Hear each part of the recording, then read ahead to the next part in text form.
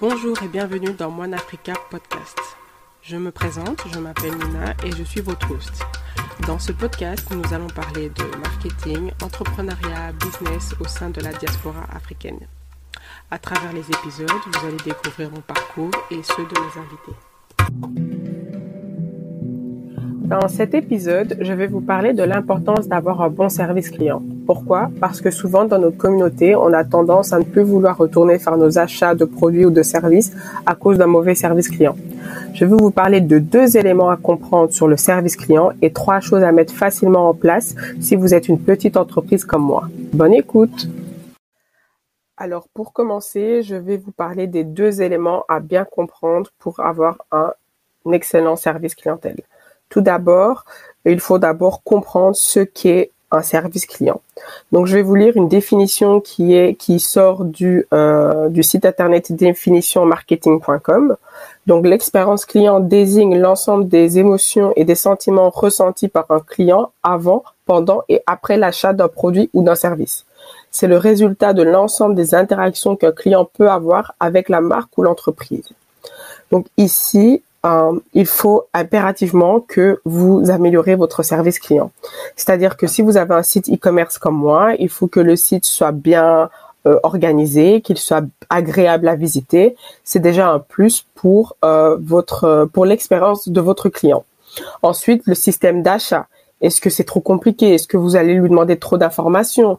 Vous savez, l'utilisateur, l'internaute, il est paresseux en ligne. Le fait de faire plus de 3 clics, vous le perdez déjà. Donc, il faut impérativement limiter les clics et aller droit à l'essentiel. Et ensuite, après l'achat, il faut impérativement que vous soyez joignable le plus facilement possible et le plus visiblement possible. C'est-à-dire qu'il ne doit pas chercher midi à 14h votre numéro de téléphone, votre adresse mail ou qui contacter, etc. Donc, c'est vraiment ça, améliorer l'expérience client. Ensuite, un deuxième élément à comprendre ici, c'est que vous gagnez la confiance du client. Parce qu'en e-commerce, le client, il paye avant d'avoir le produit ou avoir le service. Ici, moi, dans mon cas, on achète un t-shirt ou un sweatshirt. Le t-shirt n'arrive pas avant une semaine, avant 5 jours ouvrables, sans compter les week-ends. Et le client est un peu impatient de temps en temps. J'ai déjà eu des clients m'envoyer des messages en disant où est mon colis, pourquoi la livraison de mon colis est bloquée, etc. Et le fait que vous le laissiez en attente pendant 1 jour ou 2, ça crée de la frustration chez le client et son expérience n'est pas bonne. Et il faut aussi retenir qu'un client mécontent a plus de chances de le dire à 10 personnes qu'un client content qui, lui, il est content, il va peut-être pas forcément le partager ou il va le partager à un moment opportun. Mais un client mécontent, c'est celui qui va commencer à tweeter. Et Twitter, on sait tous que c'est le réseau social du diable. On ne veut pas atterrir sur Twitter, donc il faut éviter ce genre de frustration chez le client. Ensuite, les services ici, par exemple, moi, j'ai déjà fait appel à un service de consulting. J'ai déjà payé ma consultation avant de l'avoir. Et il m'est déjà arrivé, et c'est humain, que la personne à qui j'ai pris rendez-vous, ne soit pas disponible.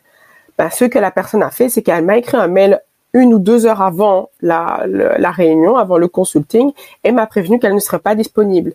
C'est déjà un soulagement que d'être là, d'attendre le rendez-vous, que la personne ne se pointe pas. Ça crée de la frustration, surtout que j'ai payé la consultation avant d'avoir la consultation. Donc, il faut penser à tous ces éléments-là et ne pas laisser le client sans réponse et créer de la frustration. Ça, c'est super important. Ensuite, ici, je vais aborder 3 éléments faciles à mettre en place. Donc, d'abord, il faut savoir il faut instaurer une limite de réponse. C'est-à-dire, non, pas une limite de réponse dans la durée. Je sais pas si c'est clair, mais je vais m'exprimer. En gros, moi, j'ai travaillé chez Azos et on avait, par exemple, 24 heures pour répondre aux mails. Donc, on ne pouvait pas aller au-delà de 24 heures pour répondre aux mails parce que, comme j'ai expliqué, ça crée de la frustration auprès du client. Ensuite, sur les réseaux sociaux, quand vous recevez des messages sur les réseaux sociaux, l'idéal serait de répondre dans l'heure et pas dans 5 ou 6 heures ou 12 heures après. Et pour le téléphone, mais là, c'est vraiment théorique. Mais moi, vu que je travaillais dans un call center, ici, nous, on n'avait pas de sonnerie. L'appel tombait directement dans notre casque et on devait dire allô. Pourquoi? Parce que on devait éviter d'avoir des pertes d'appels et on devait maximiser notre temps, notre travail. Ensuite, la création de templates. Deuxième chose à faire, c'est la création de templates. Pourquoi? C'est pour gagner du temps. Encore une fois, quand je travaillais chez Azos, j'avais souvent les mêmes mails qui revenaient. Donc du coup, je créais des templates et je personnalisais. Je mettais le nom du client, je mettais son numéro de commande et j'écrivais un mail en 5 minutes. Donc, il est très important d'avoir des templates pour chaque cas de figure. Par exemple, un colis perdu, un échange d'articles. Il y a quoi encore? Oui, bon, voilà. On va s'arrêter là, mais vous voyez un peu le genre de cas qui sont récurrents. Ensuite, mettre en place un système de réponse automatique. Je vais vous expliquer ma propre expérience en tant que client. À l'époque, quand j'avais mon fournisseur, mais il ne me répondait jamais. À chaque fois que j'envoyais des mails, il me répondait pas, il confirmait même pas s'il avait bien reçu ma commande, rien du tout. Et donc, je pouvais faire une semaine sans savoir s'il a reçu ma commande parce que le mail pouvait tomber dans les spams et on pouvait pas le savoir. Donc, l'idéal serait de mettre en place un système de réponse automatique par mail. Sur les réseaux sociaux, c'est également possible. Et si vous avez un WhatsApp professionnel, vous avez également la possibilité de mettre un système de réponse automatique au tout début de la conversation. Déjà, ça montre votre professionnalisme, ça rassure le client et ça ne crée pas de la frustration parce que ce qu'on ne veut pas, et pour améliorer votre expérience client, c'est de ne pas créer de la frustration auprès du client. On ne veut pas un client mécontent, un client frustré qui va commencer à vous exposer sur les réseaux sociaux sur votre manque de professionnalisme. Donc ici, pour résumer, les deux éléments à bien comprendre sur l'expérience client, c'est améliorer son expérience client avant, pendant et après l'achat du client et gagner la confiance du client en ne créant pas ce sentiment de frustration parce qu'en e-commerce, souvent, le client achète avant d'avoir le produit ou le service. Ensuite, les 3 choses à mettre en place, c'est le temps de réponse. Répondre dans les 24 heures pour les mails, répondre dans l'heure sur les réseaux sociaux et si vous avez un téléphone, serait de répondre après 2 sonneries, mais ça c'est totalement sans obligation.